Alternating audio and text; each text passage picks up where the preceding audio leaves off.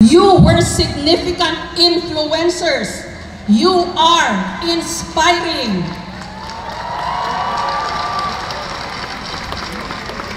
With your voice, baka naman meron ng pag-asa. Sana kayo ang matagal nang hinihintay na pagbabago.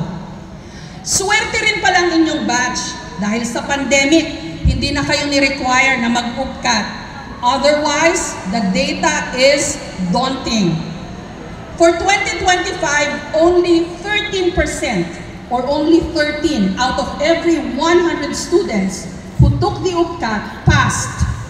It cannot be denied that a UP education is a privilege with the best teachers and learning resources. And may I add, lambing lang naman to, at the expense of Filipino taxpayers, kahit yung mga hirap sa buhay. Oo, sinusumbatan ko kayo, kinukonsensya. Gentle reminder lang naman. Imposibleng hindi nyo sila mapapansin.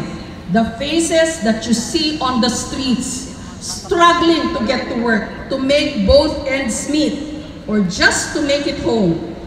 Maaring kayo rin mismo at ang inyong mga magulang, day in, day out, mga mandirigma sa kalsada at sa buhay. Oo,